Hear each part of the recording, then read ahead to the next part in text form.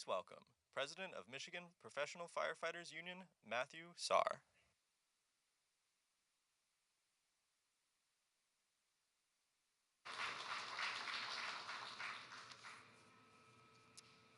Good afternoon. I'm honored to be here to welcome Vice President Harris. Vice President Harris has the backs of workers and firefighters her entire career. She fought wage theft in California as the state's Attorney General. In the Senate, she fought to protect workers from extreme heat and supported legislation to make sure that every worker has the right to organize. As Vice President, she helped increase our AFG and SAFER grants to make sure we have the equipment we need to keep our community safe.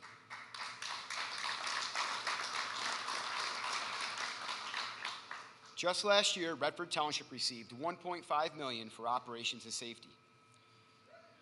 Vice President Harris has always stood with us, and she always will. Across the country, she makes it a point to visit firehouses and meet with our nation's firefighters. And like all of you, I'm proud to cast my vote for her in November.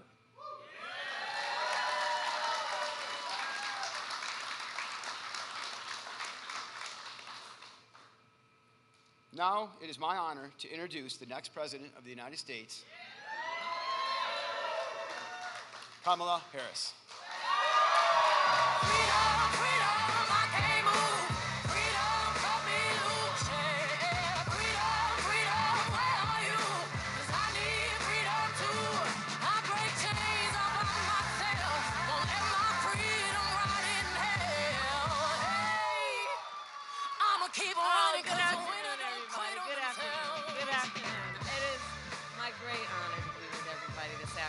Matt, I want to thank you for your leadership and for all that you do for so many.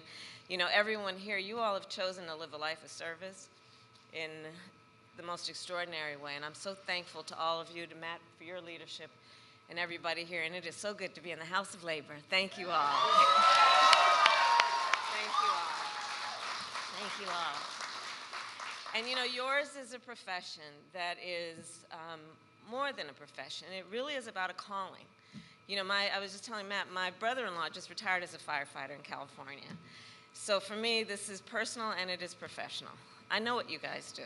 And I know your character. I know your families.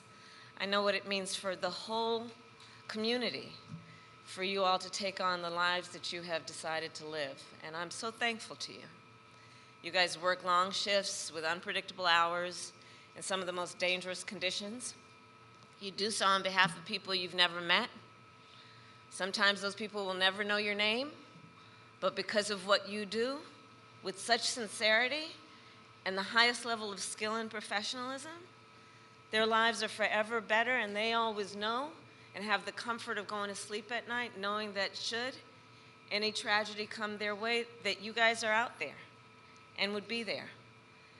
It's an extraordinary thing you do, and it's a great gift that you have that you give. And so I am so thankful to you.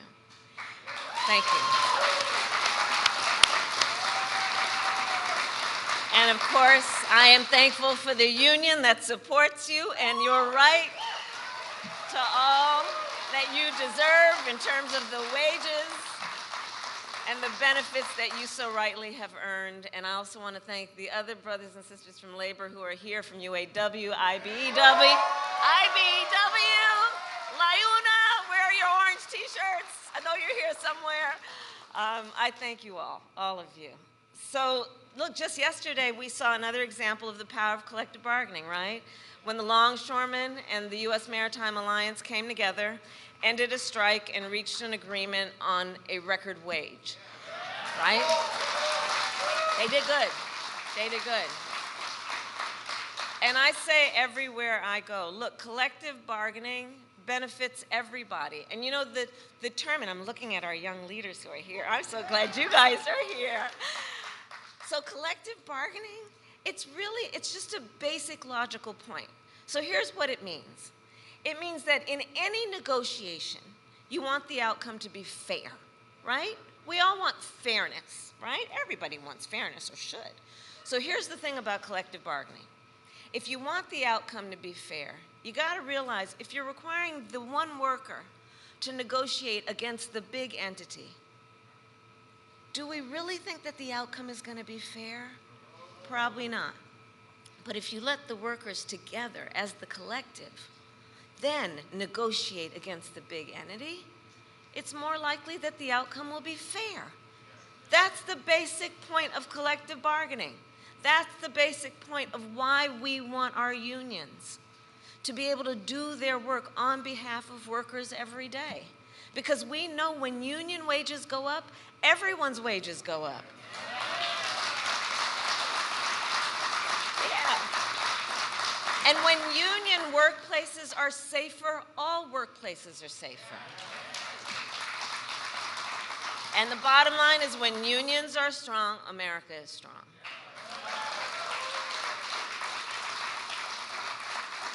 And our unions have always fought to make our nation then more equal, more fair, and more free. And in this election, in 32 days, everything we have fought for is on the line. This election is about two very different visions for our nation. One that is focused on the past, and ours that is focused on the future. We fight for a future where we protect the fundamental freedom to organize. We fight for a future where workers, all workers, are treated with dignity and respect. A future where we tap into the ambition and the aspirations of the American people and build what I call an opportunity economy, so that every American has an opportunity to buy a home, start a business, build wealth, intergenerational wealth for their family. Over the last 3.5 years, our nation has seen historic small business creation as an example of that focus. In Michigan alone, we have seen more than 500,000 new small business applications. And when I am president, I plan to build on that progress and that success, including by raising the startup deduction, tax deduction for small businesses from $5,000 to $50,000 to help more entrepreneurs start a small business. I'll tell you guys, my sister and I were raised by our mother who worked very hard, and we lived on an apartment above a daycare center. And it was run by and owned by the woman that we called our second mother, who lived 2 houses down. She was a small business owner, and her name was Miss Shelton. And I grew up as a child knowing about who our small businesses are, right? They're leaders in the community, they're civic leaders, they hire locally, they train. And so that's one of the reasons I'm focused on small businesses as part of how we lift up the middle class in America's economy. We need to also build more housing in America. Housing is too expensive. My mother saved up for years until I was a teenager when she was able to buy our first home. And right now we have a serious housing shortage in America, and that's part of what is driving up costs. And so we're going to cut red tape. We're going to work with the private sector, and we'll build 3 million new homes by the end of my first term.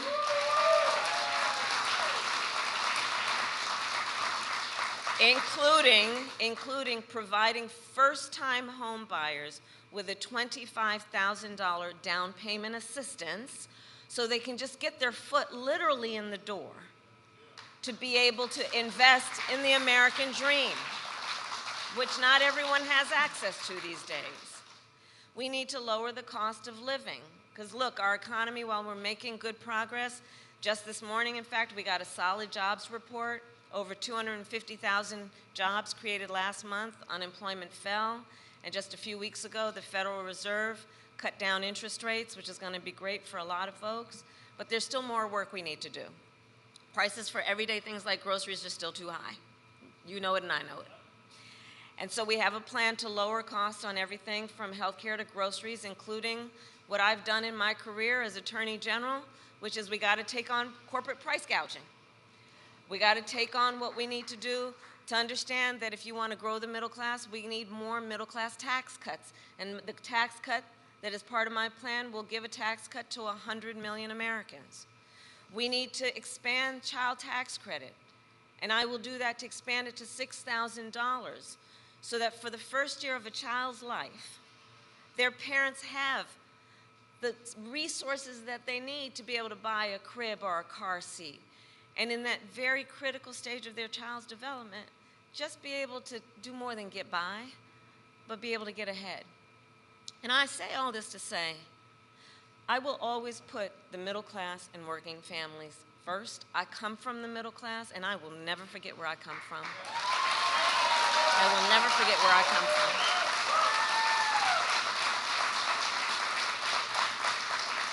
And we know we cannot have a strong middle class without American manufacturing. Over the last 3.5 years, we brought manufacturing back to America. We created 730,000 manufacturing jobs and announced the opening of more than 20 new auto plants in the United States. And we did it by investing in American industry and American workers. And I want to make sure that America, not China, wins the competition for the 21st century.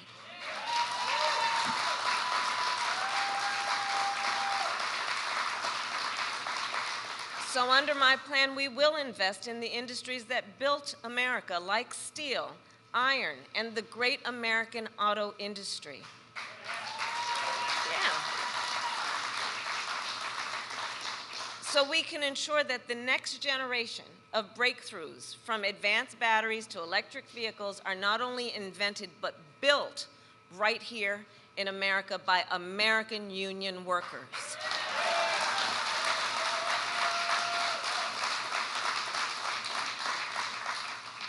So the election is in 32 days, and Americans have a big choice to make. And I think it's very important then to point out Donald Trump has a very different approach than mine. And let's be real about who Donald Trump is. Let's be real. This is a time for real talk. He was handed $400 million on a silver platter and filed for bankruptcy 6 times. This is a man who has only ever fought for himself. This is a man who has been a union buster his entire career, who has called union leaders, quote, dues-sucking people. And as president, he did not lift a finger to save the pensions of millions of American workers. We did. We did.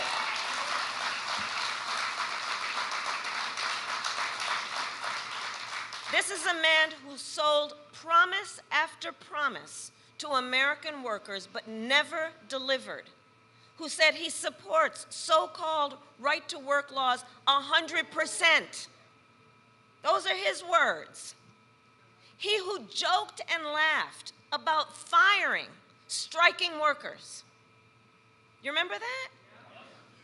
Who rolled back labor standards and made it easier for companies that break labor laws to get federal contracts. And Donald Trump is a man who tried to cut funding for our first responders, including SAFER grants for firefighters. So brothers and sisters, as we stand here in a house of labor, we will not be fooled.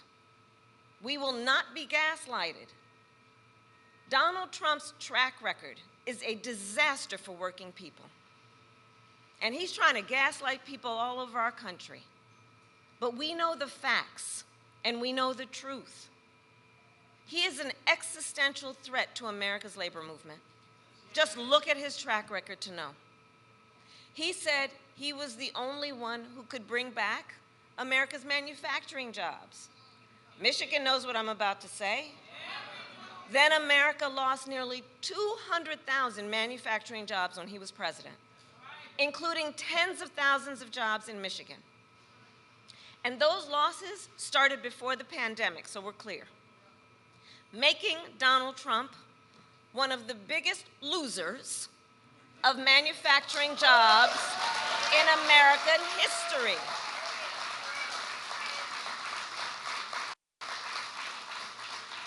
And recall his record, his track record for the auto industry. He promised workers in Warren that the auto industry would, quote, not lose one plant during his presidency. Then, American automakers announced the closure of 6 auto plants when he was president, including General Motors in Warren and Stellantis in Detroit. Thousands of Michigan auto workers lost their jobs. And now he is making the same empty promises to the people of Michigan that he did before, hoping you will forget how he let you down.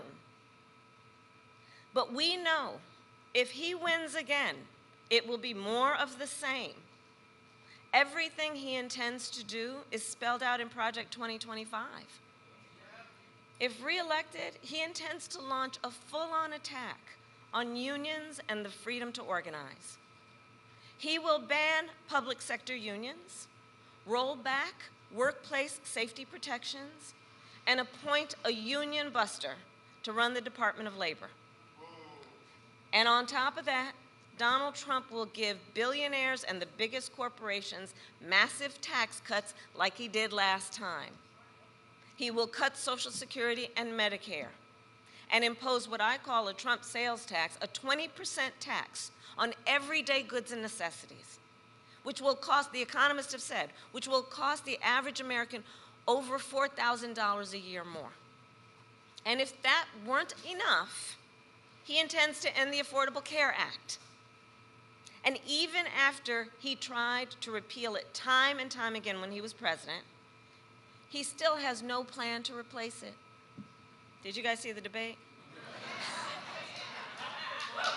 Concepts of a plan. He has concepts of a plan. Come on. And you know, I've said many times he is an unserious human. But the consequence of him is quite serious. Because think about that, concepts of a plan. So he's going to threaten the health care and health coverage of 45 million people in America based on a concept? Think about that. To take us back to when insurance companies could deny people with pre-existing conditions, you remember what that was like?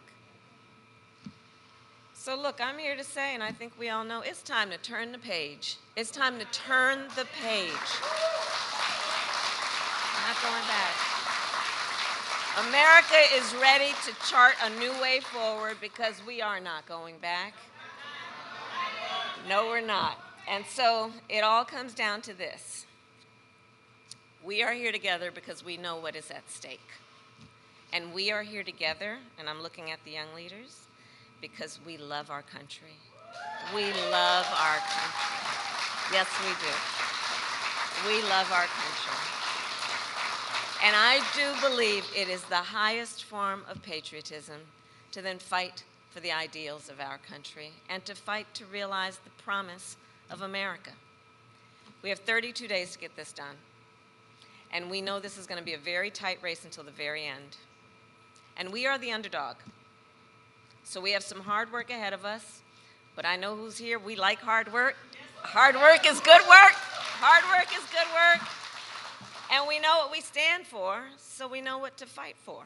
We stand for opportunity. We stand for dignity. And we stand for the future. And so we know when we fight, we win. God bless you. God bless the United States of America.